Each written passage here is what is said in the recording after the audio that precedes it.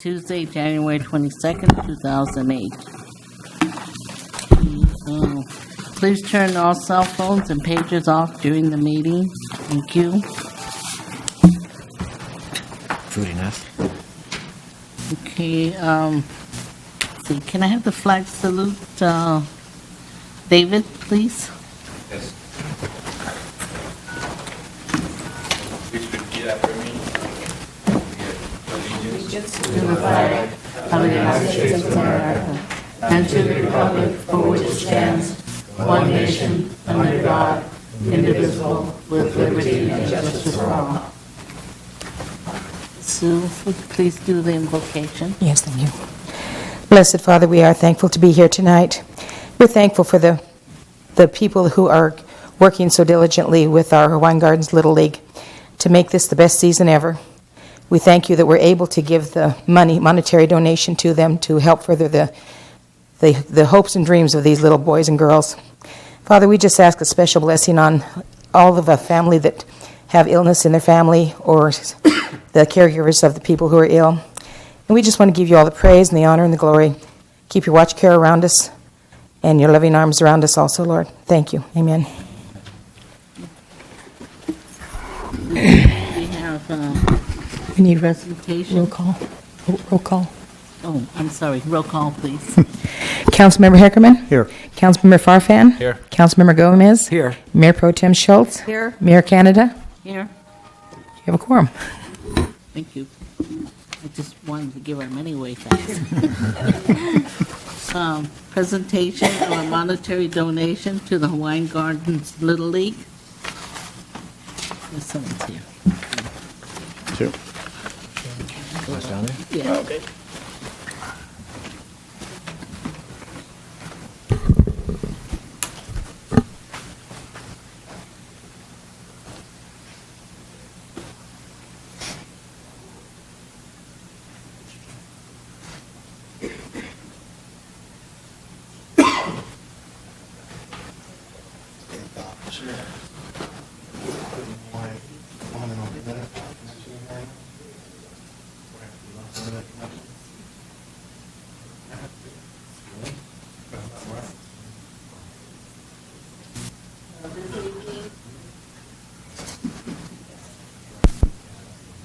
This evening, we are presenting a check for $5,000 to the Hawaiian Gardens Little League.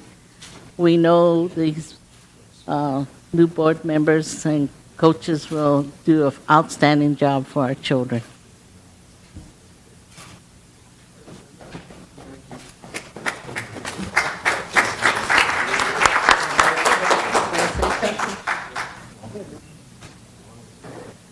Good evening, everyone. Just on behalf of Hawaiian Gardens Little League, as I mentioned in the past, these council members and the board that we have this day and age are phenomenally excellent people.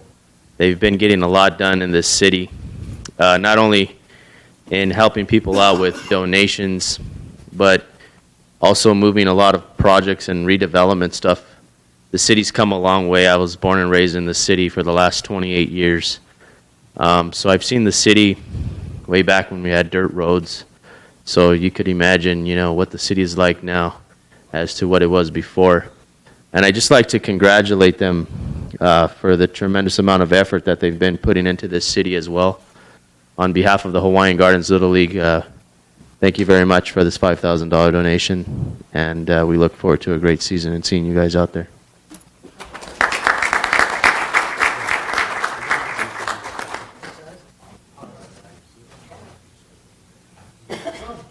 Thank you.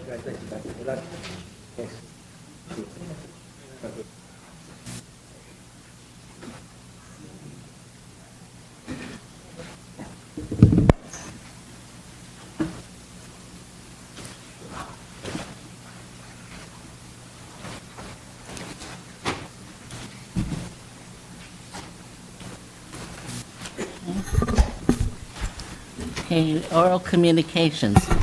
Items on and not on the agenda. This is the time reserved for members of the audience wishing to speak on items on and not on the agenda. This period will be limited to 3 minutes per speaker. Maximum time allocated is 15 minutes.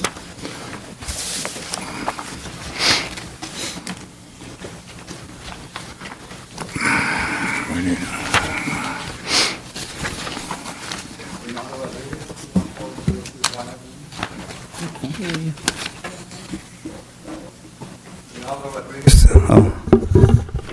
21402 Juan Avenue. Back in March of '07, there was approval granted for Resolution 0019-2007 to Hoggle, Ireland, in the amount of $667,000 for the professional services of the general plan and zoning ordinance, an update on the environmental impact report. Today you're approving another $13,000 for the same program. I'm just wondering, is this going to be a continuation type program, or is it going to stop someday, or is it just keeps going? And in September 24th, we had a special meeting about the Green Belt and Urban Trail, which also Hoggle, Ireland was hired for professional services. And there's another additional $8,699 on this agenda approval. Can the city council actually sit down and say, do we have a chance at all that the county or the state will let us cover the storm drain? Is it feasible? If there's a good chance that they might approve that. If not, then why are we wasting so much money? And one more item. What is the status of the welcome sign that was, we've been trying to get the corner where the post office is, and as you remember, their lawyer says that they were not going to give it up. And of course, we pretty sure you or the city council hired a lawyer to act on behalf of the city to see if we can get that little piece of property there. How much is that going to cost us? How much are the lawyers going to cost us to do that? Is it worth it? Is it, do we have to have a sign welcoming people from other cities? Just, is it feasible? Can you sit down and decide how much money we can afford to spend on that also? That's all I have to say. Thank you. Madam Mayor, just for clarification, on the Hoggle, Ireland resolution that was adopted several months ago, when the resolutions are adopted, just so you know how the procedure works, is that you adopt the resolution authorizing a certain consultant to do the work, but at that time, all you're doing is authorizing the contract to be executed. You're not actually paying the $600,000. So the expense that you see, if there is an expense in the warrants, that's just ongoing. It's being drawn down from that $600,000. So the maximum contract amount is what you approved in that resolution. Okay. Madam Mayor, the issue which Mr. Rodriguez raises on the monument sign, and he raises a very good point. We are actually in the process where we're trying to negotiate with the property owner because, as you know, they're being somewhat obstinate about it. We don't want to throw good money after bad, and we're trying to find a happy medium, and then we're going to bring it to you to have you make a determination of whether or not you feel it's worth pursuing. We don't want to go the round of trying to take the easement, but so we're trying to negotiate a price that's a win-win situation. So we appreciate it, Mr. Rodriguez. It's a good point. We don't want to spend a lot of money for something that is going to cost more than I have. And that's what we're trying to do with the council is provide you with some information. We don't have that yet, but we will give you an update as we proceed forward. As you know, we haven't proceeded forward and actually initiating the litigation because we haven't done that, even though you passed the resolution of necessity. because I'm trying to see if we can talk with these individuals to see if they'll agree. So that's where we are with that. Thank you. Mr. Colombo, on the urban trail, you could explain, I believe we were told that we contacted the county and they said it sounded like a good idea to show our plans and then they could respond. Is that correct? That's correct. They gave us some preliminary indication that it would be feasible, but in order for them to respond any further, they needed to see some preliminary engineering drawings, and that's why we had contracted the firm of Hogle to prepare those drawings for us. I believe at the present time, we've only spent about, correct me if I'm wrong, Dave, about $64,000, was it, that we've spent so far? And Something like that. of course, we'll be discussing that at mid-year budget review, and I'm sure this issue will come up again. But you're correct. The county needs to know what it is they're going to be approving before they're going to put their stamp of approval on it. They need to see some plans regarding how we plan on covering that and have drainage still flow through there and everything else. So.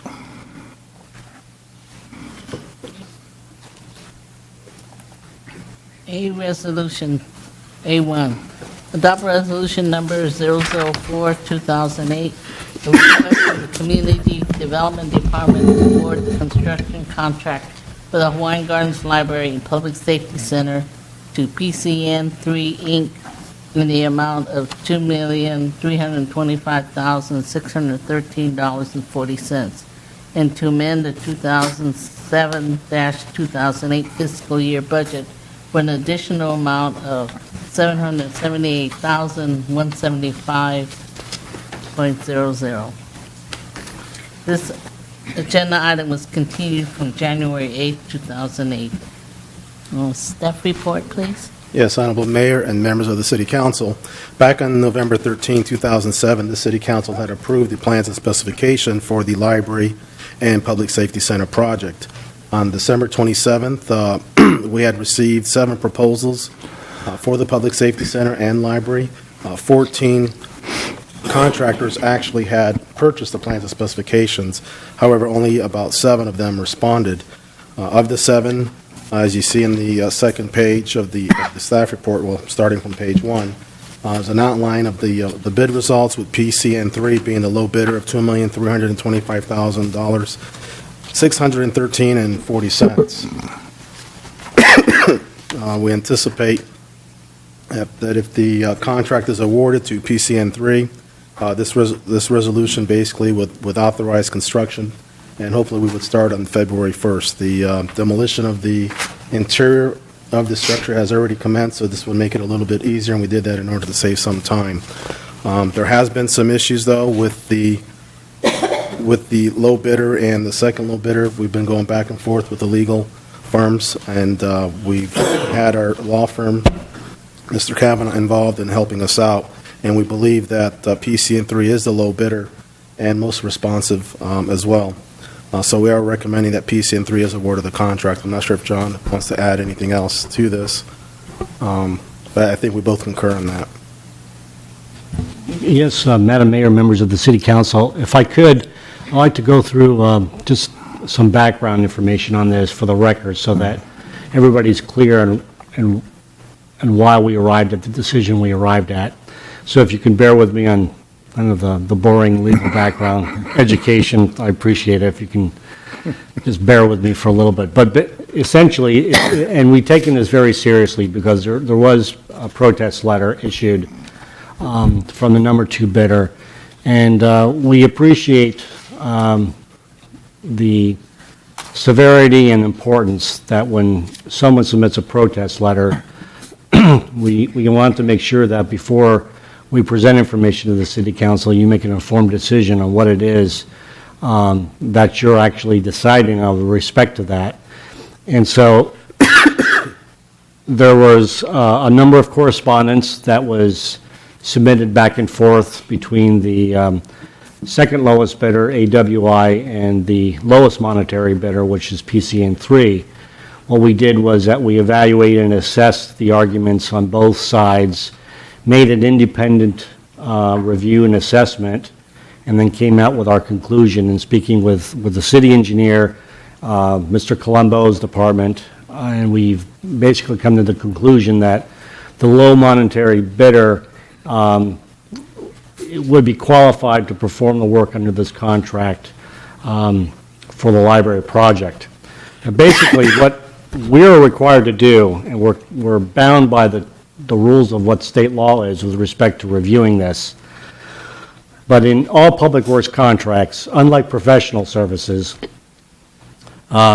the public contract code, the state law has indicated that you must award a contract for public works, and the definition of public works is defined in various areas of state law. But basically, it's got to go to the lowest monetary bidder, the lowest responsible monetary bidder.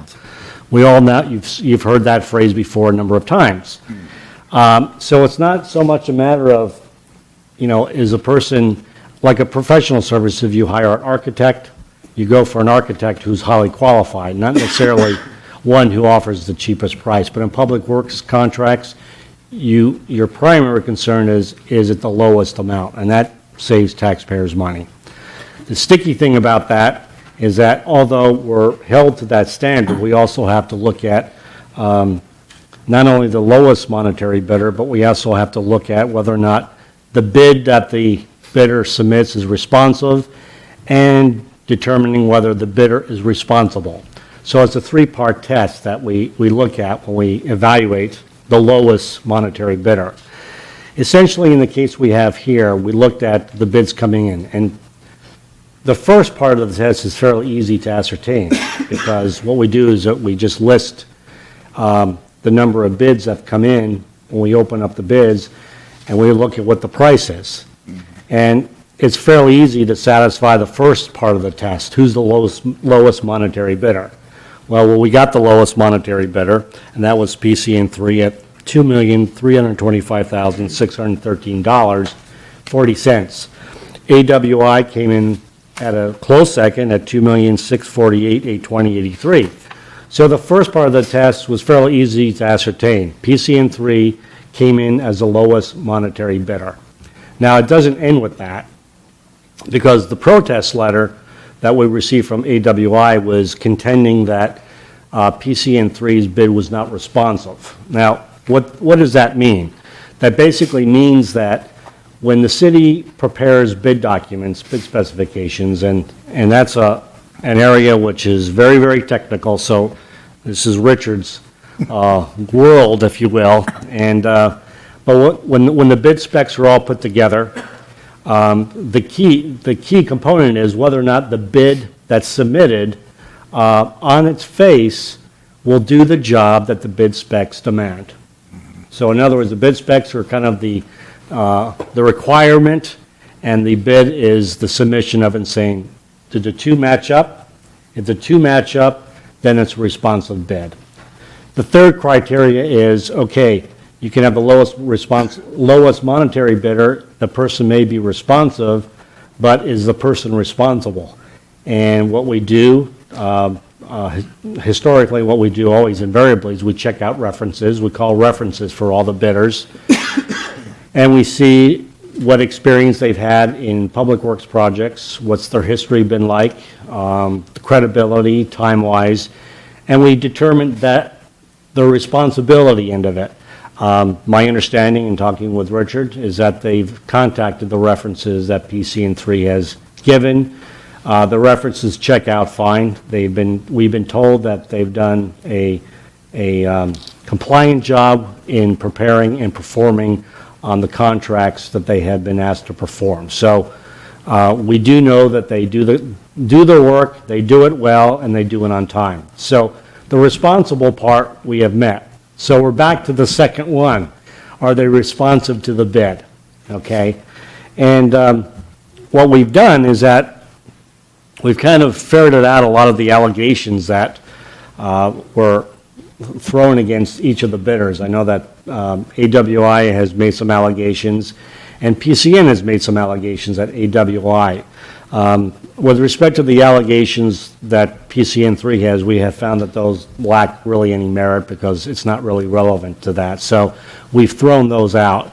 With respect to PCN3 and AWI, Their biggest concern is they have said that there's just really no way that some of the work that's detailed in the bid specs can be done for the amount that the PCN3, the number one bidder, has articulated they can for.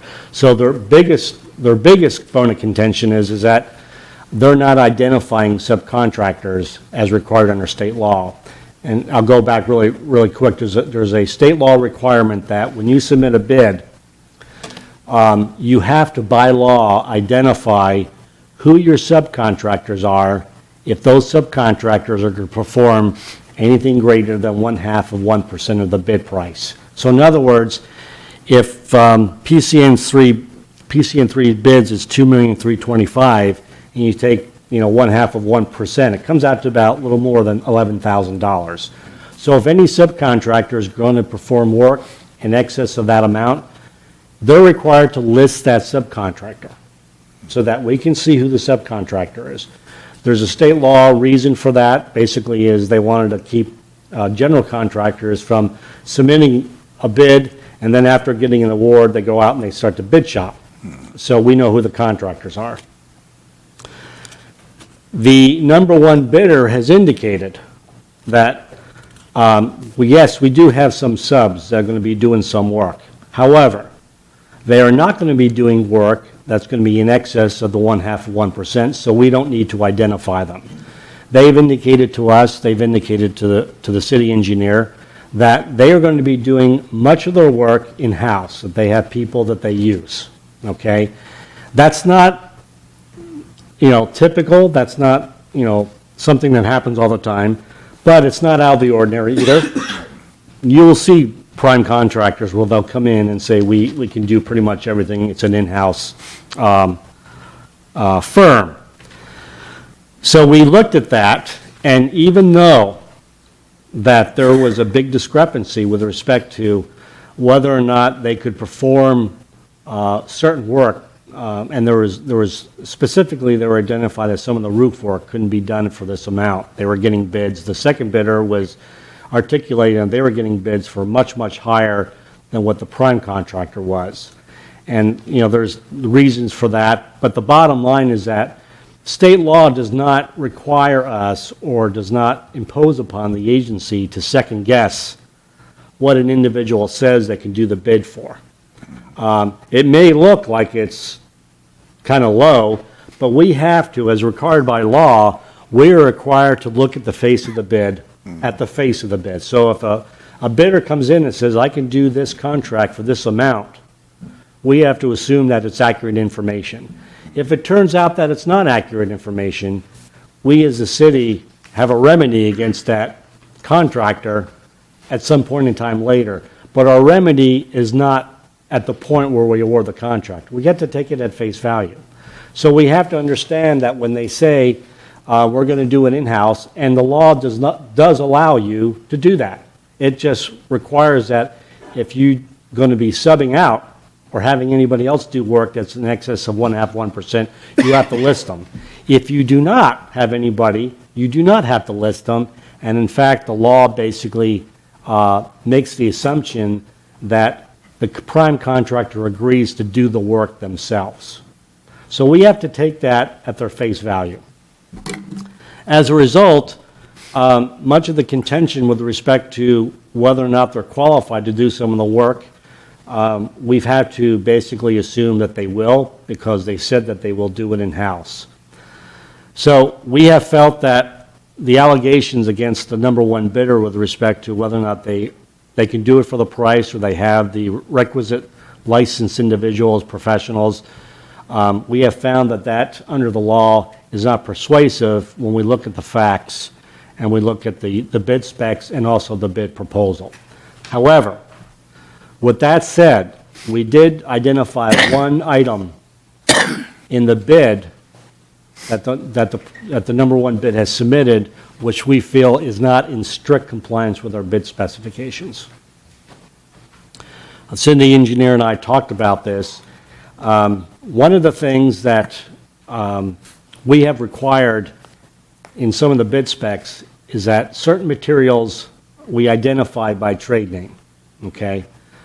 and also required that there needed to be certain certifications, excuse me, Madam Mayor, that under the bid specs, it is required for any bidder that if they are going to propose an alternative material, they're required to do that, I think, 35 days or prior to the opening of the bids. That's in the bid specifications.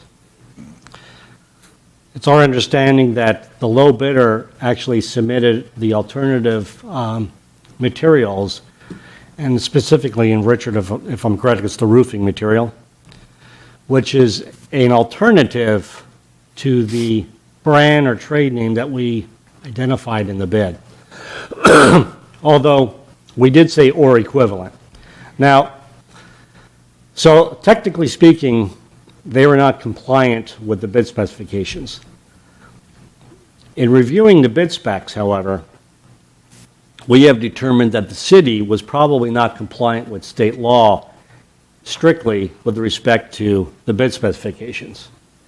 In other words, when we identified certain trade names, we did not actually follow the letter of the law with respect to saying or equal by identifying two or more and then saying or equal. Some of them, especially this material, we just identified one manufacturer. Under the law, we're supposed to identify two and then have an or equal. We did not do that. So the question then becomes, is that technical noncompliance is it consequential to the bid? Does it create an unfair advantage over the other bidders? We have made a determination that that does not create such an unfavorable position, because in essence, it was, if I may, a defect in our bid specifications. Our defect in the bid specification essentially put everybody on the same table. Everybody was on the same plane with respect to that. So frankly, if anybody came in, they could have done the same thing, and we probably could not have rejected anybody as a result of it because we didn't do that. We'll be correcting that. But more importantly, the law does allow, and our bid specs do allow the city or the agency to waive irregularities within bid specifications, with the caveat that the irregularity must not be consequential or material to the contract. We have found that the authority is in there to waive irregularities. We have found that the submittal of the alternative material, which was probably a few days after the bid openings, was inconsequential with respect to the entire contract. And as a result, since that was the only really issue we had with respect to this low bidder, we've indicated that that person would still be eligible, would still be qualified to perform under the contract. Consequentially, that is why we are recommending that you award this contract to PCN3, who is the lowest monetary bidder under this bid award.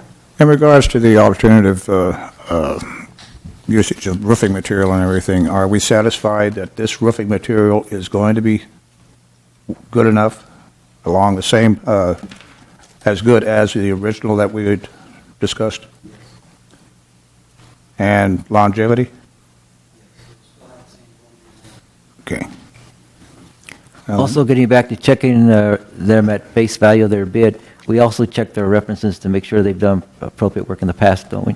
Yes, and actually, Councilmember Gomez, you bring up a good point, because in checking their references, we've also talked with some of the other public agencies that they award a contract, and it appears that bid protests were also made with respect to the same contractor under the same grounds before, and they were still awarded the contractor based on the same rational basis, which we are. So, and I think what it is, and understandably, and I do want to emphasize to you that many, many times a prime contractor will sub out most of the work, and it's typical to do that.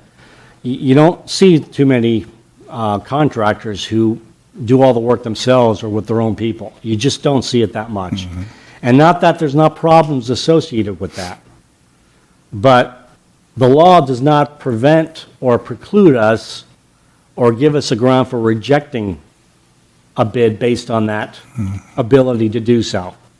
We would, and I would admonish our city engineer and our department to closely monitor this contract should you wish to consider it in awarding it, because we want to make sure that it's on a tight rein.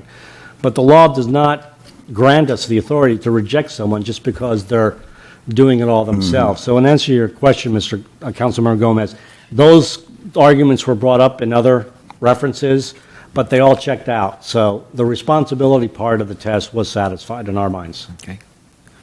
Well, we seem to have as much information as we could possibly go on at this point, and everyone seems to be satisfied up to this point. Now we just keep our fingers crossed, I suppose, if we go ahead and approve this. I just want to be sure that, these people are going to be able to do the job properly, and that the materials are going to be sufficient, especially on the roofing, because I remember a few years ago when we had the roof repaired here at City Hall, it wasn't the first big rain came along, it leaked. So I don't want to see that happening anymore. So, based on that, I'm going to ask we waive further reading and adopt Resolution No. 004-2008. I'll second it. All in favor? Aye. Aye. Any discussion? And yes, please keep a check on them. Okay. Resolution 2, adopt resolution number 005-2008 to authorize the city administrator to declare certain city fleet equipment as surplus. Staff report. Yes, Honorable Mayor and members of the City Council, we're being told by the Public Works Department that they have unit number 3, which is a 1985 F-150 truck that basically has exceeded its lifespan and basically are declaring, would like that to have that truck declared surplus. And from what I understand, they usually donate that to some type of health organization. So this truck's way beyond 20 years. Yeah. It's seen a lot of use. Move to waive further reading and adopt Resolution 005-2008. Second. Okay. Any discussion? Just a quick question. Is that the normal protocol, just to donate the vehicle itself? Or, I mean, if it's at a point where it has no monetary value, I mean, for the most part, we can't really sell it. My understanding is with these vehicles, that's what they have done. Of course, I believe some of the vehicles have also been donated to sister cities as well, but I believe this one here is being slated to be donated elsewhere because of the state of this vehicle, more or less. Okay. And on donations, we can claim a little bit on that. Not much, but... Okay, any more questions? No. Okay. All in favor? Aye. Aye. Okay, Resolution 3, adopt resolution number 006-2008 to authorize the city administrator to identify grant program/project by budget line item as required by the government financial guide standards. Staff report, please. Yes, Honorable Mayor and members of the City Council, the city's Public Safety Department, which is managed by Juana Hernandez, their department was basically audited by the California Office of Traffic Safety on the various grants that they have received, and from what I understand, they had received a good rating on the grants. However, they do want us to keep track of those grants by line item in the actual budget. So by approving this resolution, we basically authorize the finance director to specifically line item out every grant that they receive so they can keep track of that individually. Okay. And I believe the list of the grants are on page 2. There's a series of state and federal grants that they have received. All right. Move to waive further reading, adopt Resolution 006-2008. Second. Okay, any discussion?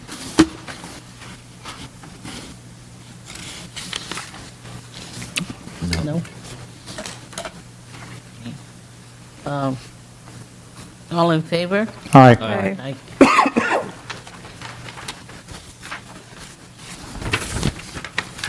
Resolution 4, adopt resolution number 007-2008 to authorize the city administrator to designate supplemental law enforcement services grant approved funds for fiscal years 2007, 2008, and 2008 to 2009. Staff report, please. Yes, Honorable Mayor and members of the council, the $100,000 comes from the Supplemental Law Enforcement Service Fund, which is SB 823.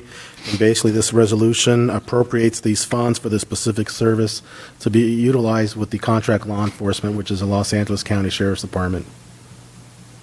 Is that just for like additional hours? I believe it actually pays for an additional SAO. Is that correct, Juana? Yes. Yeah. Yeah, we have the Brutalty funds that go towards that. Correct. So, Great. Okay. all right. Moved away further reading, adopt resolution number 007, 2008. Second. Any discussion? All in favor? Aye. Aye. Okay, Resolution 5, adopt resolution number 008-2008 to authorize the city administrator to submit grant application to the U.S. Department of Justice, Office of Justice Programs through Community Capacity Development Office for a Weed and Seed Communities Grant Program fiscal year 2008. Staff report, please.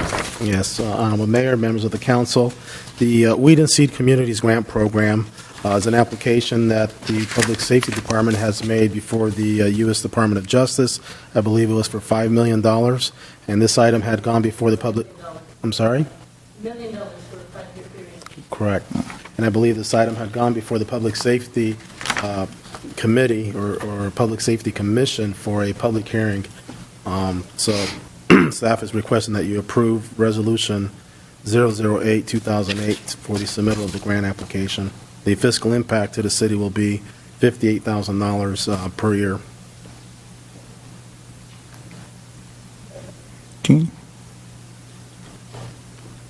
This is just to make it clear that what we're doing is we're authorizing to apply for the grant. So that's All we're correct. doing is applying at this present time.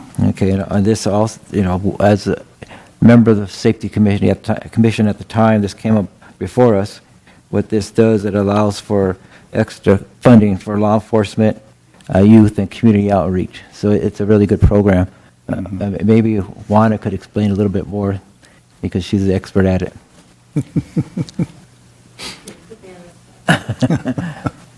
Basically, that's what it is. There's two components to this. It's the seeding, which refers to as far as embedding ourselves into the community and targeting problem areas. And the weeding portion of it is just basically a revitalization of the community with different programs. This includes law enforcement and also professionals that are trained for certain areas that are outlined in the grant that was submitted to the Department of Justice. And it's a 5-year program. So, and if we can get this funding, it'll be monitored strictly by the U.S. Attorney's Office. So we are meeting tomorrow, the committee, and it's our first meeting, and that was at the border of the U.S. Attorney's Office that we meet tomorrow. And how many cities are awarded this grant? There were total, I do believe, of 7 applications, and only 4 were accepted. We don't know exactly who got accepted yet. I'm hoping we did, so we'll keep our fingers crossed. And who's on this committee that The youth performed? attorney was very specific as to who was to be involved. It's basically run by the residents and law enforcement and one person from public safety, which is me. So, and this also includes a executive director for the program.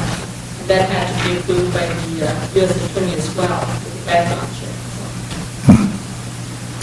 You're saying programs, can you kind of elaborate on what type of programs you're talking about? The program will involve law enforcement as far as them doing their surveillance, getting special equipment so that they can document everything. This would involve parolees, probation, spot checking with the Department of far as maybe we don't violate the probation or parole, this would, they would work with the sheriff. As far as other programs are concerned, they were targeting academics. One of the problems that they find here, especially in high school, is that the reading skills aren't all that great. So there was a phonics program that was designed that would target that area. There's also a component in there involving sports with the specific, the target areas with discipline, understanding rules, things of that nature. So it's a very huge program that's going to be taking place. Initially, when we start off, it'll be the portion where law enforcement will take over. Recommendations will come down from that area. That includes the sheriff's, probation, parole, school districts, whoever we get involved. And then it'll lead into the academic portion of it and the sports. Okay. Thank you, Juan. And I'm going to move the way for the reading and adopt resolution number 008, 2008. Second. All in favor? Aye. Resolution number 6. Adopt resolution number 009, 2008, formally designating Mayor Michiko A. Oyama Canada to serve as a member of the Board of Directors of the California Cities for Self-Reliance Joint Powers Authority and Council Member Victor Farfan as an alternate of said authority. Move the way for the reading and adopt resolution number 009-2008. Second. All in favor? Aye. Aye. Resolution 7, adopt resolution number 010-2008 to pre-issue warrants and regular warrants in the amount of $463,172.59. Move it. Second. Roll call, please. Councilmember Hickerman. Yes. Councilmember Farfan. Yes. Councilmember Gomez. Yes. Mayor Pro Tem Schultz. Yes. Mayor Canada. Yes. Motion carries. Resolution number 8, adopt resolution number 011-2008 to approve public nuisance abatement costs for parcels located at 22021 Norwalk Boulevard, APN 7068015-053 and 12429 Street, APN 7076-004-012. Staff report, please. Yes, Honorable Mayor and members of the City Council. There were two resolutions that basically directed staff to abate some public nuisances at the respective addresses, and warrants were obtained to get rid of all the nuisances on these properties. They would be at 22021 Norwalk Boulevard and 12429 221st Street. Over on Norwalk Boulevard, the cost to remove the nuisances was basically $1,075. That was basically just some weeds and debris.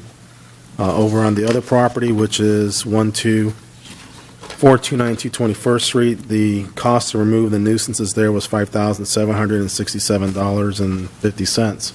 That one cost more because it was construction material, concrete slab, sewer pipes that were that needed to be capped, and et cetera. So by approving this resolution, you're basically approving the cost for these abatements and also authorizing the recordation of a lien on these properties. Yeah, I believe these were the ones you showed us photographs of a while back. I do have a slide if you want to look at them. Would you please? Our wireless connection is down. So If it's the ones I'm thinking of, it was, oh, boy. I'd like to see what we're paying for. I'd like to see what we're going to pay for. Oh, yeah. this is the property on Norwalk Boulevard at 221st Street.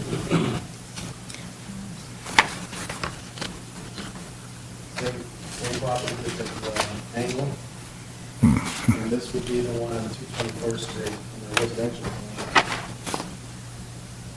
And as you can see, this property is pretty much down to dirt, down to the grade. And again, that was a property that the home builder had started to build his house and ran out of money and kind of got So- himself in trouble with the developer and ran out of way with the We money. paid 5,000 for the 221st Street? That's correct. And 1,000, did you say 1,000? $1,075 for the Norwalk property and $5,767 for the 221st Street. Now, these pictures are after the work has been done, Right, correct? these are pictures that are taken after the work is done. Yes, I remember what they looked like Yeah. before the work was performed. Joe, this is the property that had, we had problems with the, This is where the the old property. gas station was. Correct. This is the old Arco station. This is one of the properties that it's on our repeat offenders list, and property owners nowhere to be found, and every so often you have a growth of vegetation there that just creates unsightliness and nuisance and fire hazards that we have to go out there every so often and clean it up. And Another one of our absentee landlords. the only way to go do that is you have to go through this long, tedious process, come before the city council, and then after that, you have to go to the court and get a warrant, and then go hire a contractor to go out there and clean it up. The reason why the second one was more expensive was because you're dealing with a lot of construction material and uncovered sewer lines and stuff like that, and a lot of concrete that needed to be disposed of. Excuse me. Okay. I'm going to move to waive for the reading and adopt Resolution 011-2008. Second. All in favor? Aye. Aye. Okay, and the consent calendar, Move it. Move to receive and file in its entirety. A lot of them there, yeah. Second. okay, all in favor? Aye. Aye. I have some discussion, please. Because I'm always interested in what's going on. I noticed in the planning report, apparently there has been a inquiry by someone to place a dialysis clinic on North Boulevard. And I know that these are all, iffy if they all go through, but I think that'd be a great addition for our community because we, obviously, less anybody has to travel for something like that, the easier it would be for them. Preliminary plans have been submitted to the planning staff, and they're working with the architect. And that is correct. There's going to be a dialysis clinic right at the corner of North Boulevard and 6th Street, which is a property that's over in Vasco. And the property owner's name is it would be the whole entire area.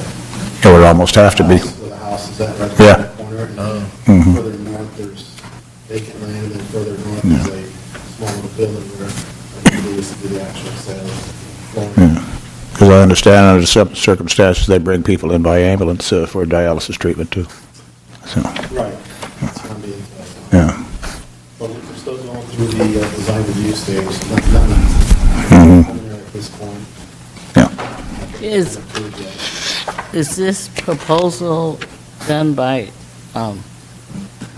several doctors, or or is it going to DaVita, which is a company that has a lot They of... have representatives, and we're dealing with the architects there.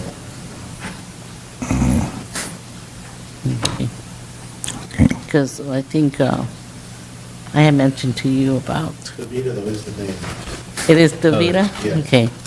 So we're dealing directly with the architects. And But it is a DaVita unit, okay. Oh, my only question I asked is because I know some units are actually owned by several doctors, okay? And so, but I know DaVita's being very reputable as far as I know, company. But like I had mentioned to you, so that they do drop off patients in ambulance and gurneys, so that's something we have to look into as far as parking and, being able to access an ambulance into the front of a unit. we will definitely look into that. So far, We have discussed this with the city attorney. It's going to be an unrepresented use. There may be a person that will fall, but so far everything is included. So to date, is that the only proposal we've received thus far for that particular piece of land? Particular law? Yeah. I'd also like to bring up another point on the treasurer's report, because we often get, I guess, questions about the amount of money being spent. And, if you just look at the newspapers nowadays, and the state is hurting for money, the county's hurting for money, and, all of our neighboring cities are hurting for money. But according, I'm just going to read a sentence from the treasurer's report here. As of December 31st, 2007, all invoices are being paid as received, processed, and approved. The city is current with all vendors and on all debt and has adequate cash reserve for 6 months of operations. So I think that if you have to look at the big picture, certainly we have a lot of capital projects that are costing money, but I think giving credit where credit is due, the 3 veteran council members, I see Petra Peter out there, and who retired, and Leonard, along with the staff, they use good judgment in putting policies in there that are making improvements in the city, but also are being watchful of the money and making sure that we do have money in reserve and that we're not just spending it foolishly. And even with that, we obviously will still continue to watch over how the funds are being spent. We're still right around 4 or 5 million in basic reserve, right? Yes, we are currently have a $4 million reserve. So we're doing pretty well, considering we didn't have a dime 7 years ago. And also for the general edification, total cash and cash equivalents, and this is not saying anything out of school, it's available for everybody to see, $18,526,594.03. So I say we're doing all right. That's on hand, folks. So.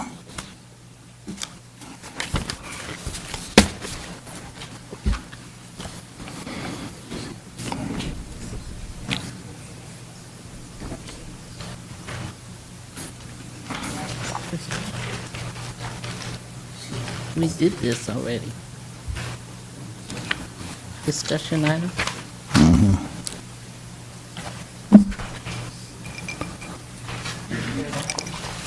We haven't voted yet, have we? My paper. So we're done with that, right? Consent calendar. Oh, okay. I thought we were in C. Okay. Okay, and there's, we're in the C, discussion item, and there's nothing listed, so we'll go to D, closed session. Yes, Madam Mayor.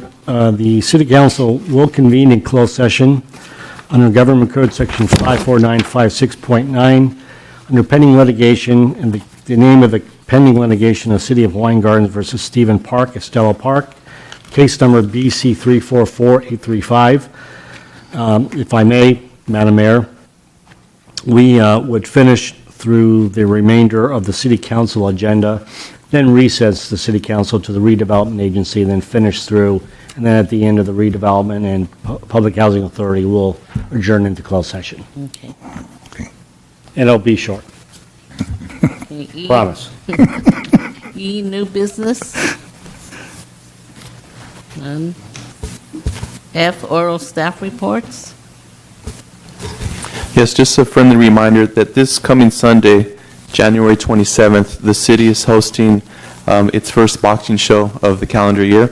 The first bout is scheduled to begin at 1 p.m., and we usually have tentatively between 12 and 15 bouts, but the first bout is scheduled for 1 o'clock at the C. Robert Lee Activity Center.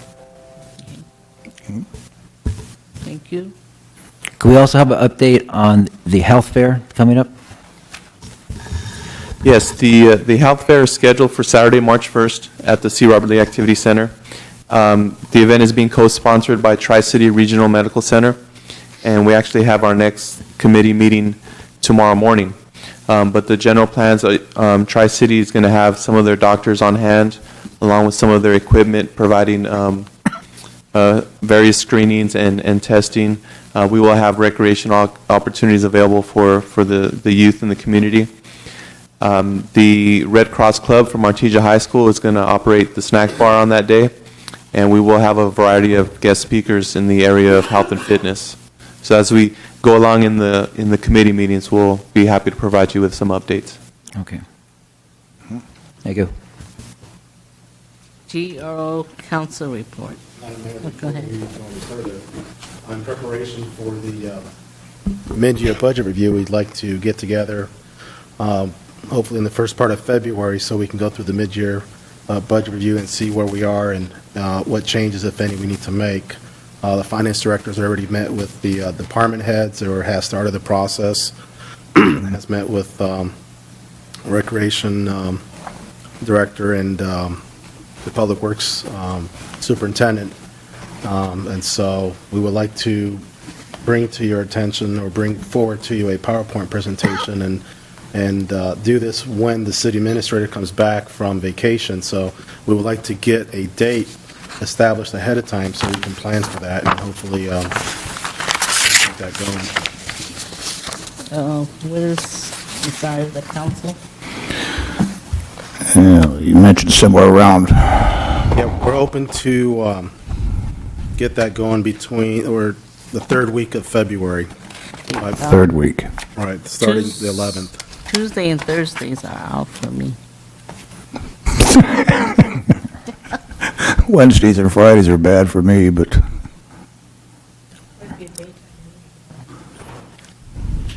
Mondays are best for me. I don't know. Our mayor mentioned, and she has a good point too. It is, usually all of our meetings are public meetings, first of all, and by having it later in the afternoon, give more people a chance, if they so desired, to attend that. By having it in the middle of the afternoon, a lot of people are working and might want to be at that budget meeting. Yeah, because that's the time where our community can come to the meetings and see where the money is being spent, and where the money's going to be designated to. And so I would like to see the community involved and be able to attend the meetings. Madam Mayor, if you do that, then we'll have to probably schedule maybe 2 or 3 meetings, 2 or 3 evening meetings, because generally with the mid-year budget review, we start, if we do one meeting, it starts at 9 in the morning, we end at noon for lunch, and then we go again, but from 1 to like 3 or 4. So you'd have to probably schedule at least 2, maybe 3 meetings if they're going to be night meetings, unless you want to be here quite late. Well, I don't have a problem with 2 meetings. No. I don't know. We have, on the regular budget meetings, we've gone through at least 2 meetings, sometimes 3, to knock it out. Now, mid-year, usually we were able to knock it out in one day, but that's because we did it, as Sue was mentioning. 2 meetings doesn't bother me. We could have 2 straight Mondays if everybody's acquiescent to Mondays. So that would be, according to my calendar, I don't know, I've seen something in red for the 18th of February. I don't know what holiday that might be, but. It's President's Day. Oh, President's Day? Well, we're open. So the 18th and 25th of February. I think City Hall might be Joe, closed. what was the dates you were saying? Well, I was hoping that we could get started February 11th, but taking consideration of holidays as well. February 11th is a holiday? We take the 11th For Lincoln's birthday. Oh, I see. Okay. So you're going to get the 14th off too, Valentine's?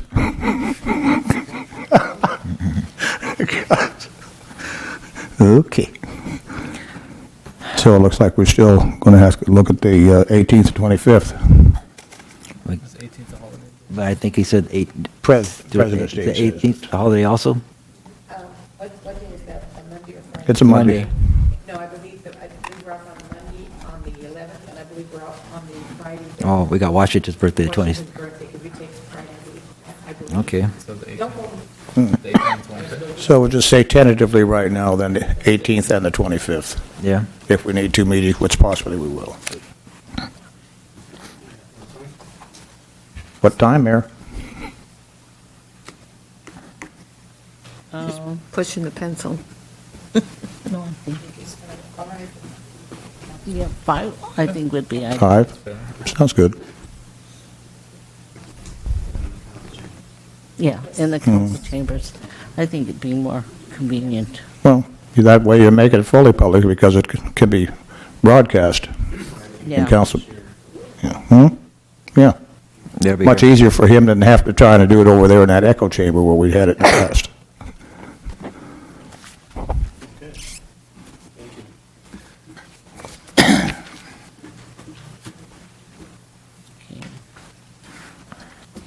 Do oral council report? Oh, okay. Do oral council reports? None right offhand. I have none. You got I anything? have none. Only to say, Mayor Canada and Councilman Farfan and I attended, I guess it'd be called the new council member and mayor's academy last week in Sacramento. It was very informative. We learned much more than I could even try to say right now. But it was just a very good experience, and I feel it's going to help us immensely in performing our duties here. Yeah, even though I was not a new council member, but there were some things that have come up that are new this year as far as auditing, and so I learned something new. Also, we heard a lot about not too much funding out there for the city until the governor balances his budget. So we're not really can't really ask for too much at this point. And I really went up there also for Contract City because I wanted to find out about the universal care, but I understand that's not going to happen too soon, so because of a lot of the funding from the federal level and the state. Okay, and then we'll recess to redevelopment.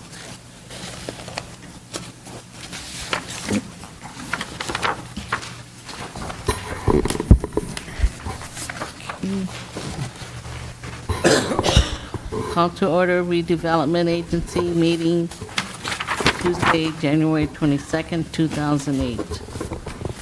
Please, just a reminder, please turn off pagers and cell phones during the meeting. Okay, roll call, please. Director Hickerman? Here. Director Farfan? Here. Director Gomez? Here. Vice Chairmember Schultz? Here. Chairmember Canada? Here, You have a quorum.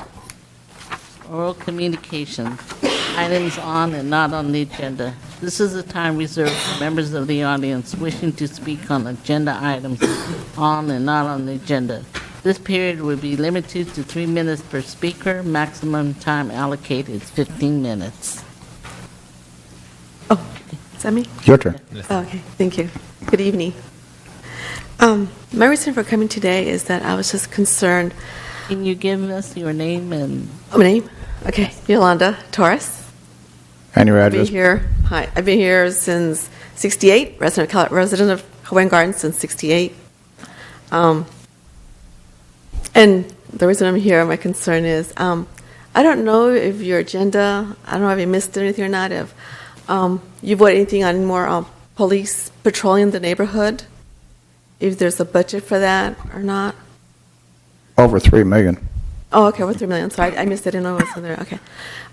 My concern is back to the patrolling of the area, because we got a citation warning saying our fence has, it's pointy, unsafe, and sharp. But I was just wondering, I mean, I asked our neighbors if they got a citation. They didn't. And I was wondering if it's just us, or, because I know the fences throughout the neighborhood are different heights, different styles, different designs per se. And I was wondering if, I mean, is there a difference, particular thing about that? Because my father put that fence like more than 15 years ago, and we just really got cited last month. I had to ask for an extension. he put it up for his security and safety purpose for his family, which is like say we've been at that house since '75, and I was just wondering. I mean, That's probably code control, wasn't it? Yeah, generally there is it's a group. Generally, there is a rule of that nature, but not knowing all the facts regarding that particular notice, it'd be best that I just meet with the owner and try to obtain additional information and find out what's the case file If all about. Mrs. Torres, if you can meet with, or Because I went to the safety, I think Public safety? safety, and they said the fence has to be a certain height, and then the design, no, but the reason he gave me for the, possibly why I got the citations is because the house, because of, like say, it's sharp, it's, unsafe, I mean, it doesn't look nice, per se, it may not look nice or stylish per se, but like say, I mean, a lot of people have that particular of style design where it's sharp. I mean, it's not sharp, but it's just pointy. For the protection and safety of your family. Because you never know and stuff. So, well, as a city, a design, the whole blend. I mean, if a certain house stands out, saying like, "Ooh, okay, I can see that," but our house is like in, and you really can't see it. I'm sorry, ma'am. What was your name again? Yolanda Torres. Yolanda. Okay. Yeah, like I said, I will meet with Yeah, the we can meet homeowner with her. and try to. Because we're the only ones that got the citation, and I don't understand. Just make sure you Steve, get can you get her phone your number address and phone number address and get it stuff, to Joe. I will To meet Joseph, with her. Joe? Yeah, thank you. Okay. yeah, All right. Mr. Thank you very much. Colombo Just will wanted to meet say. with you. Thank you. Thank you. Anyone else? Seeing no one, we'll go to A1 resolution, resolution number 2008-002, approving pre-issue warrants and regular warrants in the amount of $55,311.13. Move the way for the reading, adopt resolutions 2008-002. Second. Roll call, please. Director Heckerman, Yes. Director Farfan, Yes. Director Gomez, Yes. Vice Chairmember Schultz, Yes. Chairmember Canada, Yes. motion carries. Resolution B, discussion items. None. One presentation, a minute, January 8, 2008, regular meeting. Move it. Second. Any discussion? All in favor? Aye. Aye. Resolution C, consent calendar. Move to receive and file in its entirety. Second. Any discussion?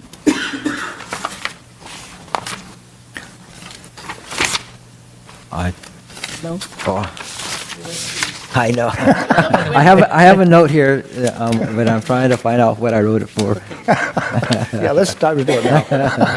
But apparently I misplaced it. So Well, off the top of your head. I think looking at it, it's the city beautification program, and I inquired last month about the amount of people that were taking advantage of it, and I noticed that the amount being funded had doubled this month. So I mean, from the previous month, so that's good.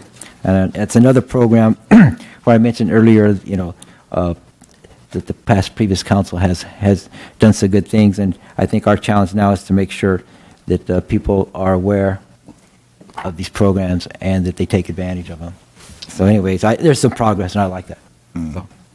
It takes time to get the word out, Mike. That's one of the biggest problems that we've had is finally getting the word out that these programs are available, because some people are still complaining, how can I get any money to help? Well, it's there. It's just a matter of applying. I think we have a waiting list, right, Joe? Yeah. And Excuse me. There is a waiting list, and I believe you allocated $200,000 towards that program, and during the mid-year budget review, we'll give you an update on the expenditure of those accounts. yeah, look how slowly we started with the picket fence program, and then all of a sudden it just took off. Right. Yeah. That's a good thing, though. Yes, it is. Very good thing. Okay, all in favor? Aye. Aye. D, new business. Seeing none. E, closed session. F, oral staff reports. Nope. G, oral agency reports. Okay, I can adjourn this one. We'll adjourn to the next regular Community Redevelopment Agency meeting to be held on Tuesday, February 12, 2008 at 6 o'clock p.m. Okay. Okay. Musical chairs now. Housing Authority.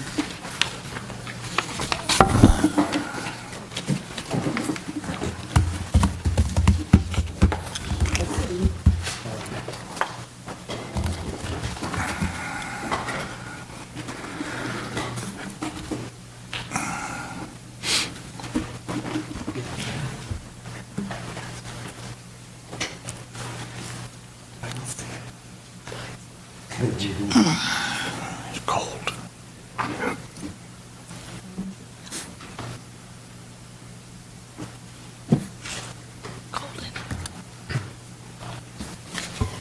Okay, we'll call to order the Public Housing Authority meeting, Tuesday, January 22nd, 2008.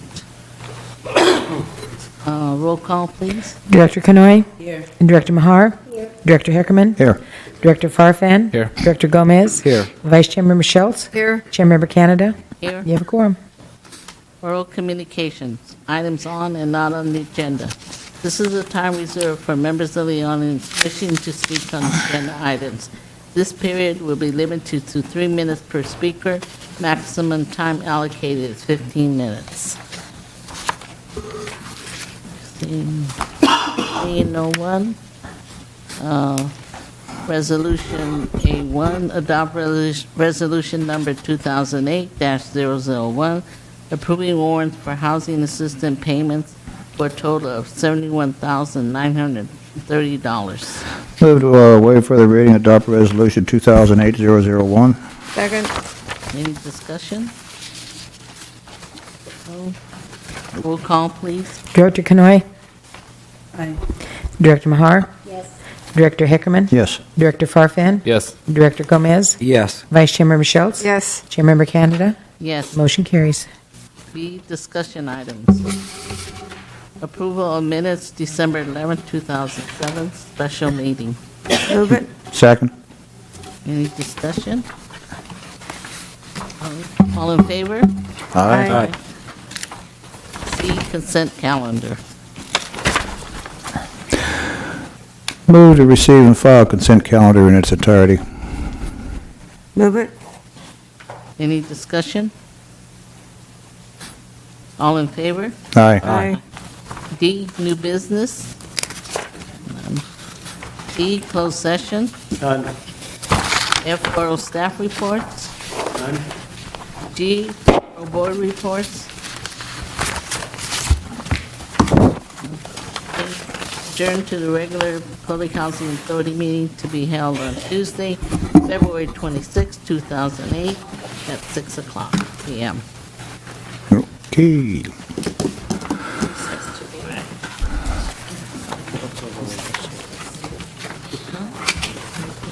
Up here? Go ahead, Mike. Okay. Oh, closed session. Working on that lease agreement for you, buddy.